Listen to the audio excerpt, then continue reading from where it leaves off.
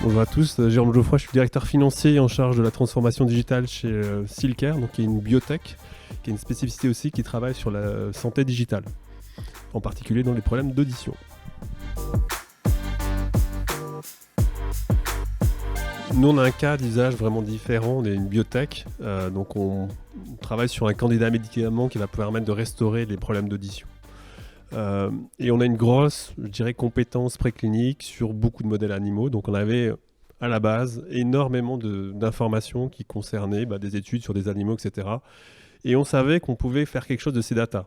Par contre, nous, on a un cycle qui est beaucoup plus court par rapport à toi.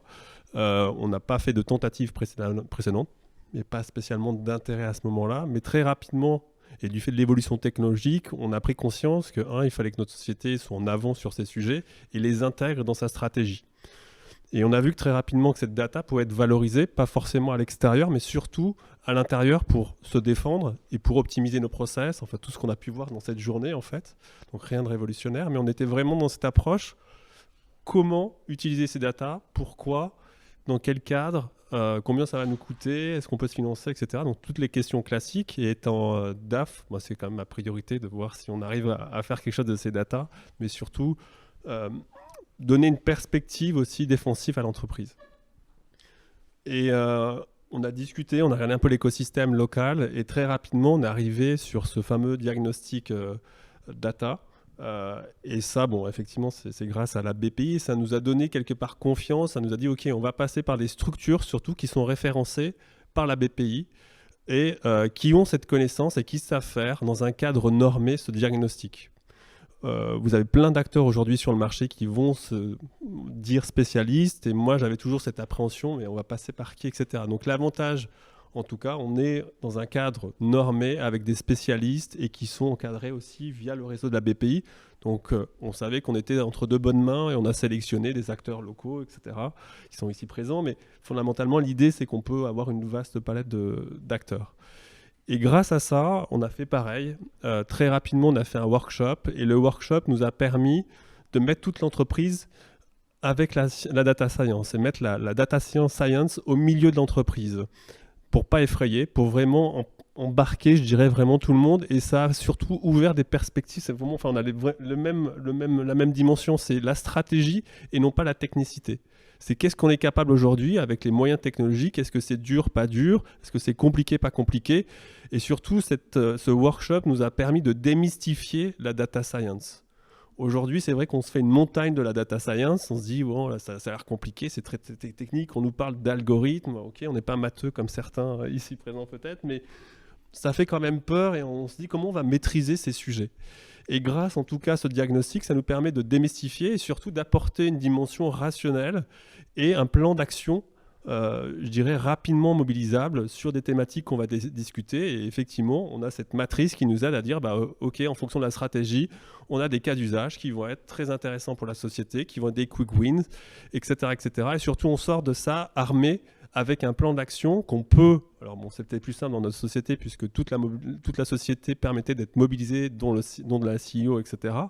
Mais ça permet surtout d'associer cette démarche et de faire prendre conscience que la science et la data science va vous aider et ne va pas vous détruire. Et tout acteur dans notre société, maintenant, il comprend ce qui se passe avec la data science et comment il peut l'appliquer dans son métier. Donc ça, c'est des cas d'usage qu'on a pu développer. Et très rapidement, on a pris des décisions stratégiques, puisque nous, on travaille sur des biomarqueurs digitaux pour identifier des populations de patients qui ont des problématiques neurologiques, etc., etc. Donc quelque chose de beaucoup plus, je dirais, moins customer-orienté, peut-être assez éloigné peut-être de vos centres d'intérêt. Mais le point commun, c'est OK, on a une vision stratégique, on sait que ça va être important pour nous, on sait qu'on va avoir un retour soit interne, soit externe. Quelles sont les démarches? Et nous, très rapidement, on a fait, et je pense que c'est le côté qui était intéressant, c'est on a pu recruter un data scientist qu'on a mis au sein de l'entreprise et qui était vraiment très curieux, qui a pu aider vraiment pas mal de personnes qui avaient des problématiques, soit ce fichier Excel, soit différentes de consolidation d'informations, de lecture automatisée, etc. C'est quelqu'un qui a pu vulgariser surtout la data science au milieu de l'entreprise. Donc ça, c'était quand même un point important, qui a rassuré, qui a amené de l'efficacité très rapidement aussi dans les organisations. Et à côté de ça, on a des projets beaucoup plus compliqués où très rapidement, ce qui nous a été demandé, puisqu'on fait aussi des recherches de fonds, etc., pour attirer des investisseurs, on arrive sur, OK, vous travaillez sur des sujets de data science, est-ce que vous avez une proof of concept? Et très rapidement, on peut arriver à des projets en 2 mois, arriver avec ce quick wins qui peut être partagé en interne ou en externe et qui crédibilise surtout la stratégie et qui nous renforce aussi en interne pour aller beaucoup plus vite, puisqu'on peut aller quand même assez rapidement sur ces sujets quand on a les bons experts, que ce soit interne ou externe. Et ensuite, après, il y a plein d'étapes qu'on va faire et qu'on va accélérer. Mais une fois qu'on a cette proof of concept, l'important, c'est de bien construire sa data. Et ça, on parle beaucoup de data science, mais surtout la compétence interne qui est essentielle, c'est le data engineering, qui va être vraiment la construction de ces bases de données pour vraiment gagner de l'efficacité et sortir des informations qui vont être utiles et utilisables. Donc nous, on est dans cette phase maintenant de construire, on va prendre maintenant beaucoup de mesures, etc. On a construit cette grosse base de données qui va nous permettre d'être de plus en plus précis sur les mesures d'audition, de plus en plus prédictifs et surtout de maîtriser nos datas. Donc c'est nous, je dirais qu'on est dans cette phase, pour pas aller trop loin dans le détail, mais c'est vraiment de s'équiper, d'être équipé en interne. Je finirai là-dessus, c'est démystifier grâce à ce diagnostic, ça c'est super intéressant. Essayer d'apporter des data science ou de la data science dans le quotidien des gens, ça peut aider vraiment sur différents sujets. Au niveau du management, il faut effectivement qu'il y ait un référent data et qui soit aussi capable d'expliquer. Il y a plein de formations qui sont en ligne gratuites ou via des différents instituts, etc., qui aident aussi le management à comprendre la data science et comment elle peut aider. Et qui va nous permettre pas forcément d'avoir un point de vue technique, mais surtout lorsqu'on va gérer ce projet en termes de project management, on va surtout être capable de juger et se faire aider et de challenger les techniciens vraiment qui sont spécialisés à développer des algorithmes, des choses prédictives, etc., etc.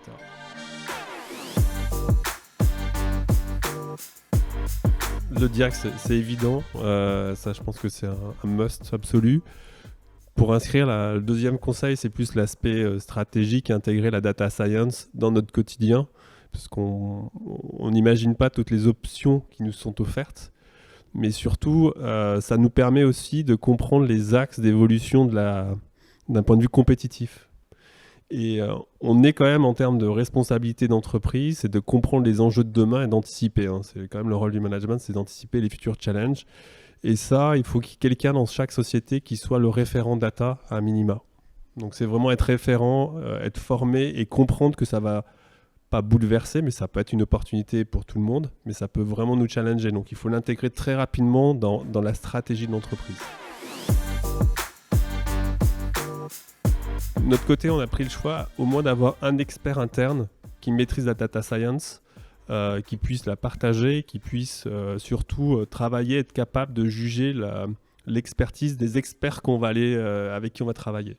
Ça coûte très cher, donc on a pris des gens peut-être relativement juniors mais très bien câblés, qui vont très vite, n'empêche qu'ils n'ont pas forcément l'expérience. Donc par contre, on se fait accompagner en externe sur des gens qui ont l'expérience pour driver en interne, pour nous guider, y compris le management. Parce qu'aussi, nous, on est sur de la science, on est sur des sujets quand même de santé. Donc il faut aussi bien maîtriser les datas. Il y a toute une complexité associée à la data derrière. Enfin, donc on est dans un niveau, je dirais, d'exigence qui est certainement bien supérieur. Étant financier, je connais bien aussi la finance et ce qui peut être nécessaire pour faire des tableaux de bord ou des choses comme ça. Donc là, c'est pas les mêmes dimensions. Mais on est sur des données très très sensibles. Donc on a pris le choix dès le début. C'est un axe stratégique, donc on investit sur des personnes et l'expertise et l'expérience, on la prend à l'extérieur pour aider le management à guider ses projets correctement et guider aussi le staff pour les orienter correctement.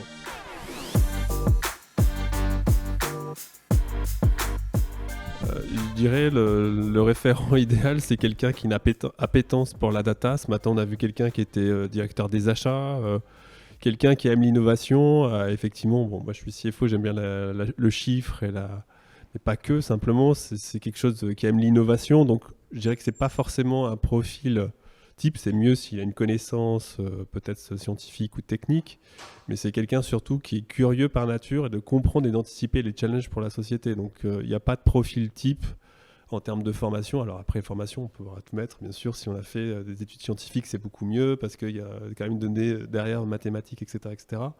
Mais je dirais quand même la priorité, c'est quelqu'un qui est capable, c'est plus un enjeu stratégique, mais qui intègre la data science dans son réflexion. Donc c'est une connaissance générale. Clairement, la CEO, Sylvia Belling, qui avait cette vision d'intégrer ça dans le business. Et ça a été renforcé par tout le monde parce qu'on est dans un métier d'innovation et on sait que ça arrive à tout niveau. Donc on a décidé de le prendre très rapidement dans la stratégie.